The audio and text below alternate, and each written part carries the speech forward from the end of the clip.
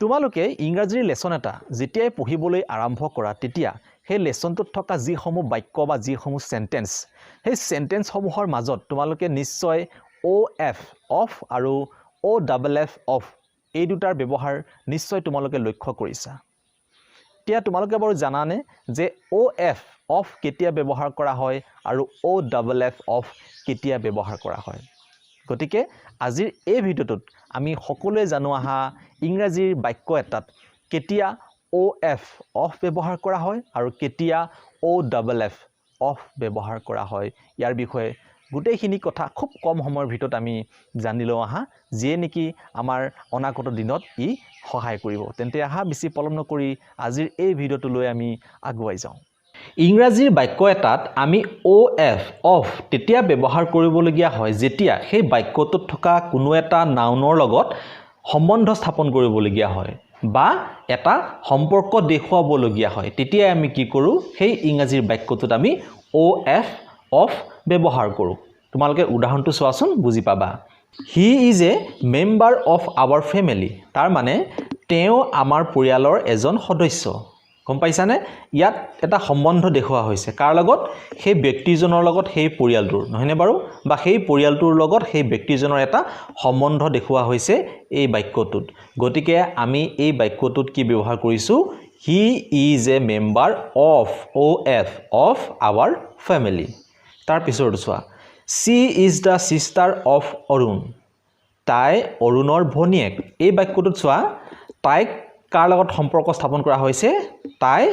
অৰুণৰ লগত এটা সম্পৰ্ক স্থাপন কৰা হৈছে এটা সম্বন্ধ স্থাপন কৰা হৈছে এটো কিহৰ সম্বন্ধ ভনীয়েকৰ সম্বন্ধ নহয়নে বাৰু গতিকে এই বাক্যটোটো আমি কি ব্যৱহাৰ কৰিছো অফ ব্যৱহাৰ কৰিছো OF She is the sister of Arun তাই অৰুণৰ ভনীয়েক নিশ্চয় তোমালোকে গম পাইছা যে কোনো এটা নাউনৰ লগত এটা সম্বন্ধ যদি আমি দেখুৱাবলগীয়া হয় বা এটা সম্বন্ধ যদি আমি স্থাপন কৰিবলগীয়া হয় তেতিয়া আমি কি ব্যৱহাৰ কৰো সেই বাক্যটোত OF অফ ব্যৱহাৰ কৰো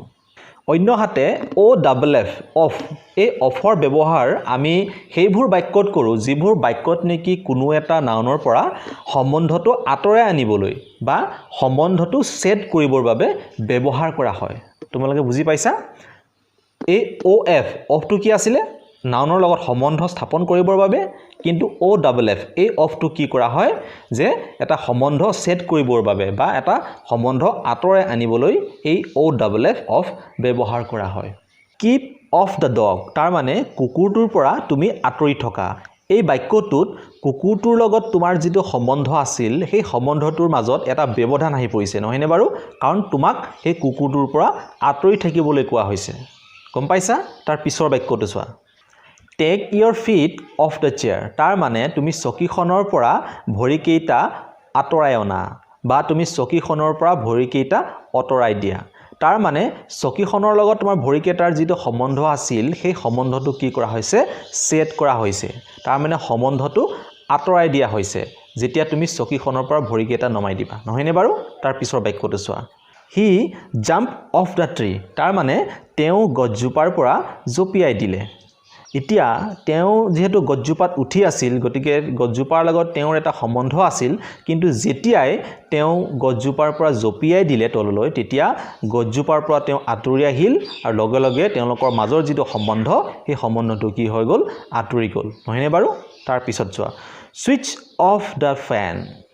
ফেনখনৰ যিটো সুইচ হেতু তুমি বন্ধ কৰি দিয়া এতিয়া চোৱা এই শব্দটোত কি কৰা হৈছে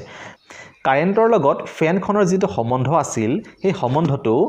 সুইচটো অফ কৰি দিয়াৰ লগে লগে কি হৈ গল সম্বন্ধটো নাইকিয়া হৈ গল গতিকে এই সমূহ বাক্যত কি কৰা হৈছে এই OFF অফ ব্যৱহাৰ কৰা হৈছে দেখিছেনে তোমালোকে গতিকে আমি গম পালো যে OF অফ তেতিয়া ব্যৱহাৰ কৰা হয় যেতিয়া নাউনৰ লগত সম্বন্ধ স্থাপন কৰিবলগীয়া হয় বা এটা সম্পৰ্ক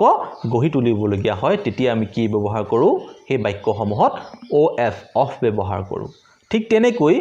OFF অফ আমি তেতিয়া ব্যৱহাৰ কৰো যেতিয়া কোনো এটা বাক্যত নাউনৰ পৰা কি কৰা হয় সম্বন্ধটো আঁতৰাই অনা হয় বা এটা সম্বন্ধ সেট কৰা হয় তেতিয়া আমি কি কৰো OFF অফ ব্যৱহাৰ কৰো নিশ্চয় তোমালোকে বুজি পাইছা গোটেইখিনি কথা একেবাৰে সহজ তোমালোকে এটা কাম কৰিবা তোমালোকৰ ইংৰাজীৰ যিখন টেক্সট বুক সেই টেক্সট বুকখনত যিসমূহ লেসন আছে সেই লেসনসমূহৰ মাজত চাবা কিছুমান বাক্যত OF অফ আৰু OFF অফ ব্যৱহাৰ কৰি কিছুমান বাক্য লিখা হৈ আছে তোমালোকে সেইসমূহ বিচাৰি উলিয়াবা আৰু বিচাৰি উলিয়াই সেই বাক্যটোৰ অৰ্থটো তোমালোকে বুজিবলৈ চেষ্টা কৰিবা তেতিয়া দেখিবা যে আজিৰ এই কোৱা কথাখিনি তোমালোকে খুব সুন্দৰভাৱে তেতিয়া বুজিবলৈ সক্ষম হ'বা মৰমৰ মইনাহত তোমালোকে আজিৰ এই ভিডিঅ'টোৰ দ্বাৰা নিশ্চয় কিছু পৰিমাণে হ'লেও উপকৃত হৈছা মই আশা কৰিছোঁ অনাগত দিনসমূহত তোমালোকে তোমালোকৰ পঢ়া শুনা ভালকৈ চলাই নিবা